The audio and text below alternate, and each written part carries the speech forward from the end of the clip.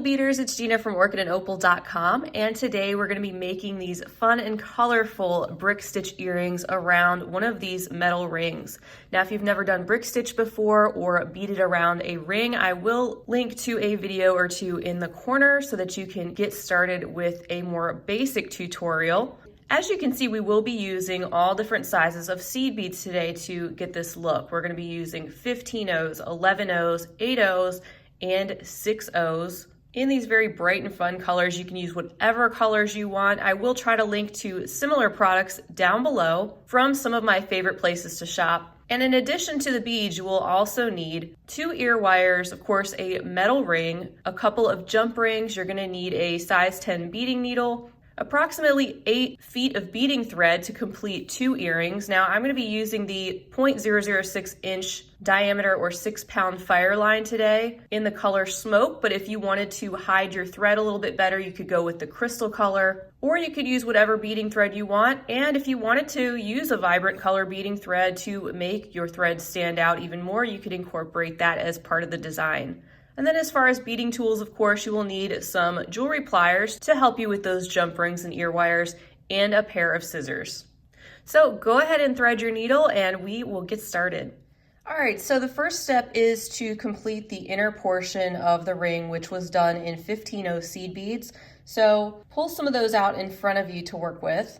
I think the trickiest part is just getting started with the brick stitch, but it's not that difficult. You just might need a little bit of practice if you haven't done it before or it's been a while. You're going to be picking up one of your 15 O's and just kind of place it right at the bottom inner edge of your round component and hold it there with your thumb and your forefinger while you pull your thread up and leave yourself a little tail that you can weave back in later. So you have something that looks like this. And what you want to do is you want to anchor this bead onto the metal ring, and you also want to make sure the hole is resting against the metal component and the other side is facing out. Once you have that in place, you can also string on another bead that's going to sit right next to it. And you can see how my thread is going over the top of this component. Now to secure the second bead we just added, we're gonna go through the back of the metal component and up through that second bead, still holding onto the first one with our thumb and our forefinger. So take your time with this. And I'm just gonna slide this back down. And there you can see our second bead is anchored, and we're going to now anchor that first bead by just going down the first bead with my thread coming out over the top, and then from the back going up through the first bead again, still holding with my thumb and my forefinger so it stays in place. And as you can see, that's starting to train our beads to sit up and down. Let's now go back down through the second bead, up through the first bead one more time, pulling that nice and tight. And now we have the start of our brick stitch. And also want to mention that we only have 2 threads sitting around this ring. The less thread you have, the cleaner this is all going to look if people are looking at these up close. So now I'm going to turn this around just so I can bead off to the right. That's more comfortable for me. I have my thread off to the back and I'm ready to pick up another 15 O. And I like to place it right next to those 2 with my thumb and my forefinger again while I pull the thread. Again, the thread is at the back of the metal component. And then we need to anchor that third bead. So we're going to go this time with our thread over top of the metal component through the bead we just added and pull. And then you just slide it over next to your other beads, holding it with your thumb and your forefinger, and tighten it up. Just like that. So now you have 3 beads in place, and we will do it again. Have your thread coming out of the back of the metal component just like you did before. Place the next bead right next to the other cluster there and pull. And then go up through the bead you just added, making sure your thread is now going on top of the component. And then slide it over and pull. Now, it really doesn't matter what size ring you're using. I would suggest going with a smaller ring in the center since your beading is going to be mainly on the outside of it, making it a larger piece. But you're just going to brick stitch these beads in so that it covers the entire center of your ring, no matter what kind of ring you're using. So go all the way around until you reach the point where you can only put reasonably one more bead inside so that all the beads are sitting straight and not getting overcrowded. I'm going to speed this up and complete the inner portion, and then we will meet back for the next steps.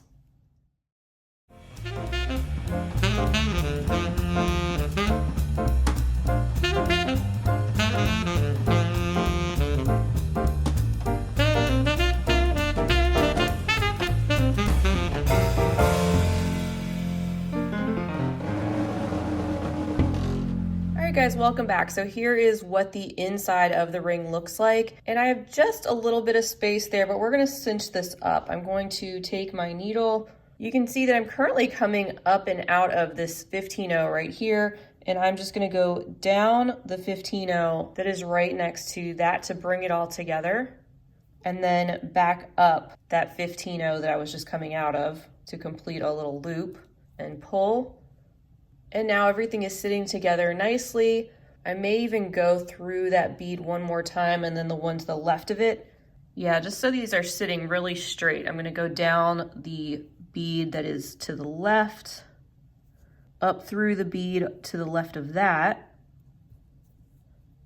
pull, and then down the right-hand side. And that just made everything sit even straighter, just like that. And at this point, just to get it out of the way, I'm going to put a needle on my tail thread and weave it through these 15-0 seed beads, possibly making some little half-hitch knots that I hide underneath the seed bead and next to the metal.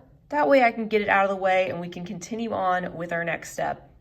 All right, guys, so next we're going to be working with our 11-0 seed beads. So make sure that your thread is coming out one of your inner 15-0s and out towards the outer portion of the ring. And this time you can pick up 2 of your 11-0s.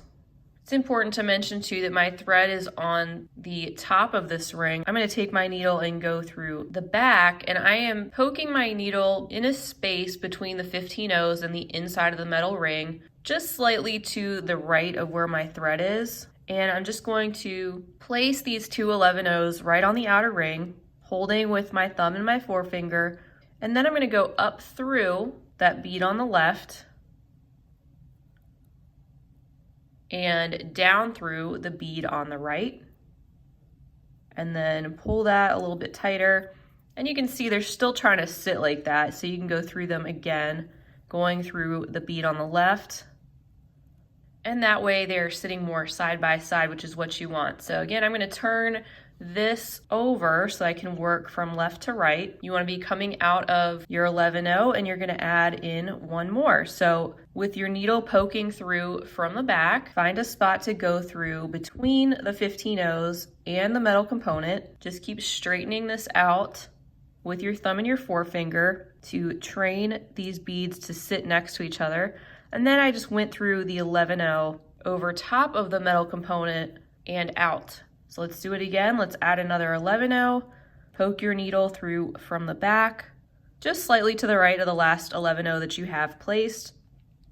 Pull that, sit it in place, and then from over the top of the metal component, go through the 11-0 and pull it tight so that it sits right next to the one on the left. Let's do one more together. Picked up an 11-0, poking my needle through, sitting it in place, and then going over and up through. And that's what we have so far. Now you want to just repeat that step all the way around until you get to about the same spot on the other side of this round. So from the first earring I did, I know 16 of these 11-0s worked really well. So I'm going to place 16 of those around and it'll end right about here. And then we will continue with our next steps.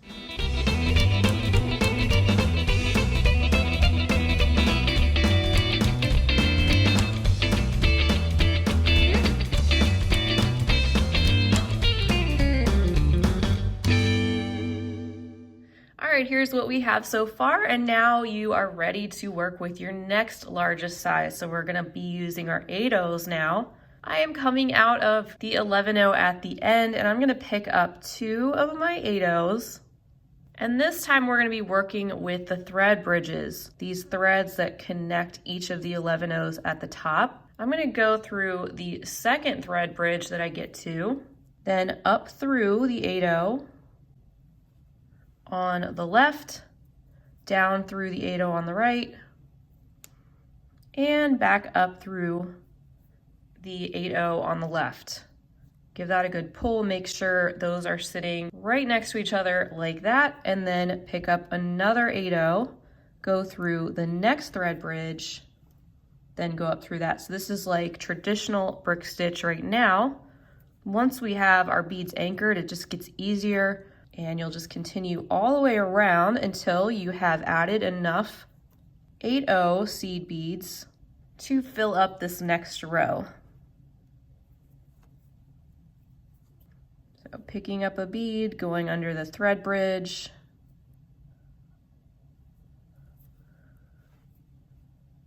and then back up.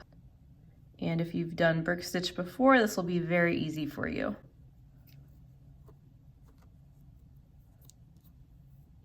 One other thing to mention is keep in mind you don't have to be exact with how you're placing these 8/0s. There may have been a couple of thread bridges that I skipped over just because the 8/0s were large enough that they were kind of creeping over the top of the next thread bridge I would get to. So the main thing is just adding in enough beads so that your next row has beads that are sitting right next to each other without huge gaps, and also you're not overcrowding your next row so that it's going to sit in a wavy sort of a pattern. All right, now I'm adding my last 8/0, going up through that one. And this is what I have so far. Let me go ahead and pull out my 6/0s, and we're gonna complete another round just like that one. You can see for this row of orange, I used 13 8/0s. I'm gonna be using 12 of the 6/0s in the next row. That's just how they fit together the best, using the particular brand of seed beads that I did. So that's gonna be different depending on what brand you use and a number of different factors. What you do wanna pay attention to though, is that if you want this little decorative edge here at the bottom, just like I did it, you're gonna wanna go with an even number of 6/0 seed beads. So just make sure whatever amount you add to that last row, that it's in an even number. All right, so I'm coming out of this 8/0 on the left-hand side. I'm gonna pick up 2 6/0s, and I'm gonna go under the second thread bridge. Then I'm gonna go up the 6/0 on the left and down the 6/0 on the right. Then I'm gonna go up through the 6/0 on the right, down through the 6/0 on the left, and back up through the 6/0 on the right, and pull this tightly. And I'm gonna add another 6/0, going underneath the next thread bridge, going up through the 8/0, and following that same process, picking up a bead, going under the next thread bridge, and then going up through the bead, eventually with the exact beads I'm using. So it just so happens with this row of 6/0s going on top of my size 8s, it is going to be equally spaced to where I have 12 thread bridges to go under and 12 beads to add. So keep doing that until you get to your other side. The beads that I'm using here, the orange and the bright pink, are ones that are not your higher quality Japanese seed beads. So if you use higher quality beads or more uniform beads, your rows are going to be even more uniform. These beads I just happened to pick up a couple years back on eBay, and they're a little bit more irregular because that's what I picked out, and for some projects that's okay. For this one it ends up working out all right. You still get this fun effect, especially with these fun bright colors. And it doesn't really hurt anything too much if these aren't exact in this situation. So we have completed all of our rows of brick stitch, and now we're ready to just complete that decorative edge. And this is where your 15/0s and your 11/0s are going to come back into play. To achieve this effect, first you want to pick up 3 of your 11/0s, and we're coming out of that last 6/0 there on the outer edge. You're going to go down through the 6/0 directly to the left. you're gonna go up through the third 6-0, pick up 3 more 11-0s, and go down through the 6-0 that is directly to the left, and repeat this the whole way around. Go up through the next 6-0, pick up 3 11-0s, and go down the 6-0 that's on the left.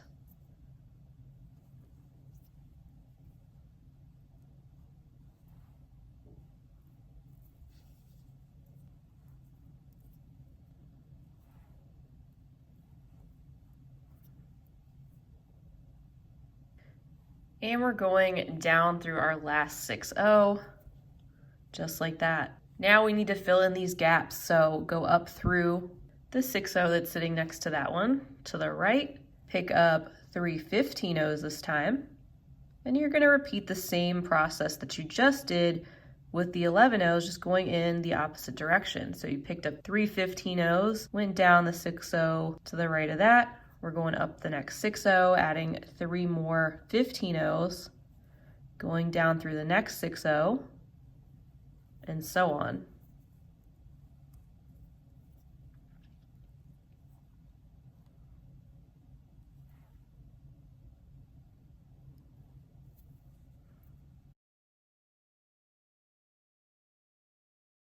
And there we go, we added all of our 15-0s in there in between, coming out of this 6-0 second from the last, but go up through the last 6-0 and also through the 11-0 on top of that, pull, pick up 3 15-0s, and then go down through the third 11-0 and pull. That gives us that little peak there. Then go up through the next 15-0 in that grouping of 3, pick up 1 15-0, and go down through the 15-0 at the end there, that third one in that grouping of 3, and that makes a little peak there. And repeat this process, going up through the next 11-0, adding 3 15-0s, and going down through the third 11-0. Going up through the next 15-0, adding 1 15-0, and going down through the third.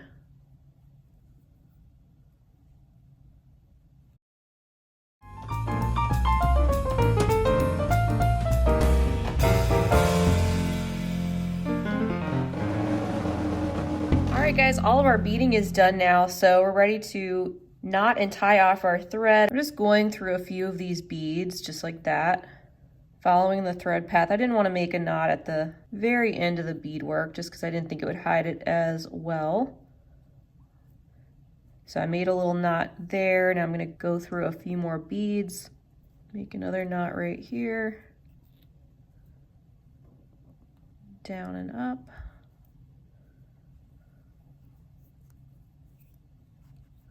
And I'm comfortable with about 3 knots. I'm going to clip that off. And there we have our beaded earrings. So now we're just ready to add our findings. I have 2 jump rings here. One's a little bit larger because I found that it fit better around the width ring I'm using. Just find kind of that central point of this opening here. And if you can, try to get your jump ring just underneath the metal component and also through that row of 15-0 seed beads. And then I'm going to add my second little jump ring here. And I'm adding 2 jump rings because I wanted my ear wires to face in a direction so the beadwork was pointing out. And then I'm just going to open this jump ring just slightly so that I can add my ear wire and then twist to close that up. And there you have it, this really fun, bright brick stitch earring around a metal ring. So many possibilities with this type of design, and overall a pretty quick project. Once again, I will leave the full materials list down below, as well as links to similar products and places that I like to shop for my jewelry making supplies. I want to give you guys a huge thank you for being with me for this tutorial. I hope you will stay tuned for much, much more. Feel free to leave me a comment down below. Let me know how this worked out for you. And as always, feel free to share pictures of the jewelry you've made on my Facebook page, which is also linked in the information section below. In the meantime, I hope you guys have a fantastic rest of your day, and as always, happy beading. If you enjoyed this video, don't forget to give it a big thumbs up. For more content like this, don't forget to subscribe and hit the bell to be notified of my latest videos. You can check out the information section below this video for links to all my social media handles, recommended products, and my shop and blog at orchidandopal.com. Thanks for watching.